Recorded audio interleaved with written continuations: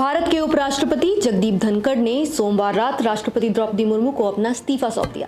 उन्होंने अपने त्यागपत्र में स्वास्थ्य कारणों का हवाला देते हुए ये निर्णय तत्काल प्रभाव से लागू करने की भी बात कही है। ये इस्तीफा संविधान के अनुच्छेद 67A के तहत दिया गया है।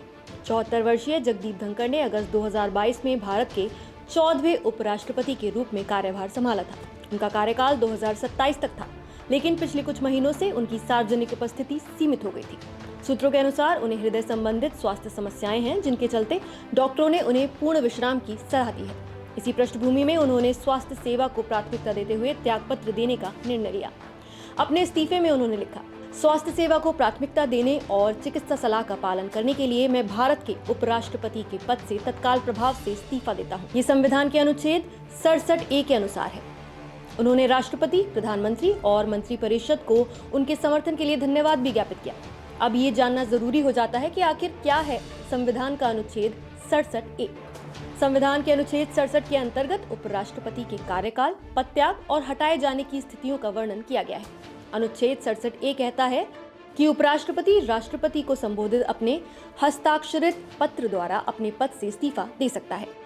इसका अर्थ है कि उपराष्ट्रपति को पद छोड़ने के लिए संसद की अनुमति की आवश्यकता नहीं होती। वो स्वेच्छा से केवल राष्ट्रपति को पत्र लिखकर त्याग पत्र दे सकता है, जो स्वीकार होते ही प्रभावी हो जाता है।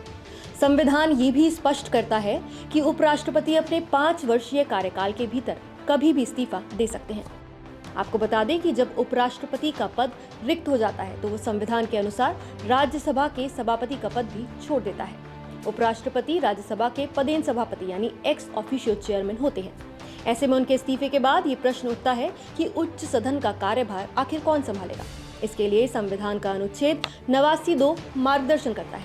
इस अनुच्छेद के अनुसार यदि राज्यसभा के सभापति अनुपस्थित हो या उनका पद रिक्त हो तो उपसभापति यानी डेप्यूटी चेयरमैन सदन की कार्यवाही का संचालन करते हैं।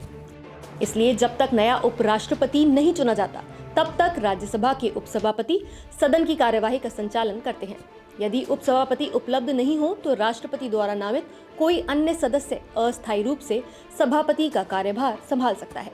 अब सवाल ये भी है कि नए उपराष्ट्रपति का चुनाव कैसे होता है। धनखड़ के इस्तीफे के बाद उपराष्ट्रपति का पद रिक्त हो गया है। इस स्थिति में संविधान का अनुच्छेद 68 लागू होता है। अनुच्छेद 68(1) के अनुसार यदि उपराष्ट्रपति का पद कार्यकाल समाप्त होने से पहले रिक्त होता है तो रिक्ति की तारीख से 6 महीने के भीतर नए उपराष्ट्रपति का चुनाव करना अनिवार्य है। इस चुनाव में लोकसभा और राज्यसभा के सभी निर्वाचित तथा मनोनीत सदस्य भाग लेते हैं। ये चुनाव एकल संक्रमणीय मत प्रणाली यानी सिंगल ट्रांसफरेबल वोट द्वारा गोपनीय मतदान के माध्यम से होता है। नवनिर्वाचित उपराष्ट्रपति कार्यकाल समाप्त नहीं होने की स्थिति में पिछले उपराष्ट्रपति के शेष कार्यकाल के लिए पदभार ग्रहण करता है। आपको बता दें कि यह भारत के इतिहास में दूसरी बार है जब उपराष्ट्रपति का पद कार्यकाल समाप्त होने से पहले रिक्त हुआ है। पहली बार यह स्थिति 27 जुलाई 2002 को बनी थी, जब तत्कालीन उपराष्ट्रपति कृष्णकांत का कार्यकाल के दौरान निधन हो गया था। उस समय राष्ट्रपति APJ अब्दुल कलाम थे और राज्यसभा के उपसभापति नजमा हेपतुल्ला ने उच्च सदन की कार्यवाही का दायित्व संभाला था। लगभग 1 महीने के भीतर भैरों सिंह शेखावत को उपराष्ट्रपति चुना गया था। अब एक नजर उन संभावित नामों पर भी डाल लेते हैं जो अगला उपराष्ट्रपति बनने की रेस में है।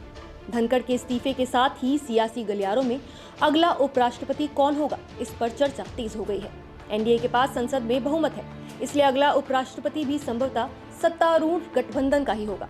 संभावित नामों में शामिल हैं हरिवंश नारायण सिंह, जो कि वर्तमान में राज्यसभा के उपसभापति हैं और JDU के वरिष्ठ नेता हैं। अरुण गोविल, जो कि हाल ही में राज्यसभा में भेजे गए अभिनेता हैं, जिनका हिंदुत्व चेहरा लोकप्रिय है। डॉक्टर लक्ष्मण, जो भाजपा के वरिष्ठ नेता और तेलंगाना से आते हैं, दक्षिण भारत का प्रतिनिधित्व कर सकते हैं। राज्यसभा के किसी पूर्व अधिकारी या वरिष्ठ सांसद को भी ये जिम्मेदारी दी जा सकती है। हालांकि अंतिम निर्णय प्रधानमंत्री नरेंद्र मोदी और NDA की रणनीतिक समिति द्वारा ही लिया जाएगा, क्योंकि जब तक उपराष्ट्रपति नियुक्त नहीं होते तब तक इस पद पर अंतरिम उपराष्ट्रपति होगा। इसका जवाब है नहीं।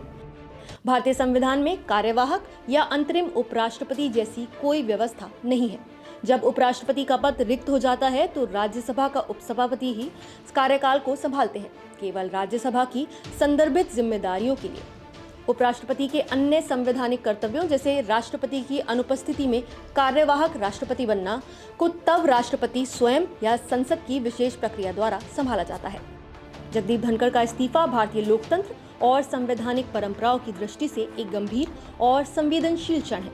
ये दिखाता है कि संविधान में उच्च पदों की आकस्मिक रिक्तियों से निपटने की व्यवस्था कितनी सुव्यवस्थित है। अब देश की नजरें नए उपराष्ट्रपति के चुनाव, राजनीतिक संतुलन और संसद की स्थिरता पर टिकी है। 6 महीने की समय सीमा तय है और उस अवधि के भीतर संसद को नया उपराष्ट्रपति मिलेगा। आपकी इस पूरे मामले में क्या राय है, हमें कमेंट करके जरूर बताइए। नमस्कार, मैं हूं मानक गुप्ता। अगर आपको हमारा ये वीडियो पसंद आया हो तो इसे लाइक और शेयर जरूर करें और हाँ, हमें सब्सक्राइब और फॉलो करना ना भूलें ताकि आप देश और दुनिया की कोई खबर मिस ना करें। तो जुड़े रहिए हमारे साथ और देखते रहिए News 24।